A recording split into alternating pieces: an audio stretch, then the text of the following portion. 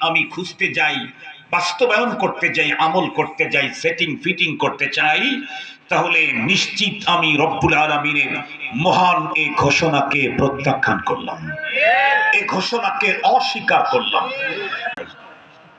কথা বলেন, প্রয়োজন তো নাই, পারমিশনও নাই। আল্লাহর কোরআন থেকে বলছে, আল্লাহ বলেন, ইয়া আইয়ুহাল্লাযীনা আমানু দুখুলু ফিস-সিলমি কাফফা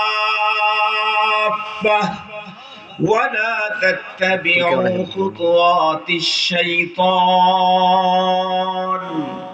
ইন্নাহু লাকুম আদুউম মুবিন।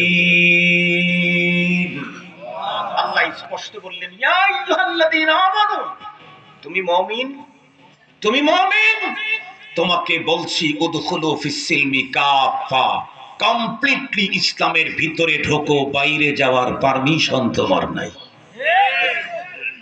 কমপ্লিটলি ইসলামের ভিতরে ঢোকো, জীবনের জন্মের শুরু থেকে মৃত্যুর পর পর্যন্ত কোনো অপশন, কোনো ফাংশন কারো কাছ থেকে ধার করে আনবার সুযোগ নাই।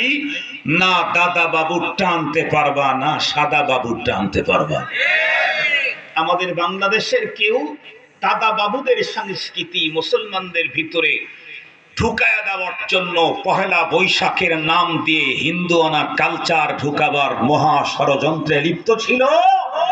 আবার কেউ সাদা বাবুদের সংস্কৃতি মুসলিম জাতির ভিতরে এন করবার জন্য 31 নাইট নামে নোংরা, নষ্ট, ভ্রষ্ট, শিরকি, দেখফেল সংস্কৃতি ঢোকাবার জন্য ষড়যন্ত্রে মেতে উঠেছে।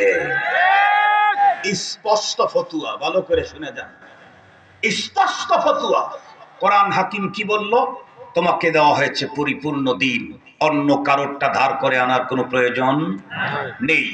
তুমি যদি বলো মুমিন, তুমি মুসলিম, তাহলে তোমাকে জীবনের কোনো অপশনেই অন্য কারোরটা গ্রহণ করার পারমিশনও নাই। তারপরেও যদি তুমি করো, পারমিশন নেই, প্রয়োজন নেই, তারপরেও তুমি যদি অন্যদেরটা ধার করো, তাহলে তোমার ফতুয়া শোনো।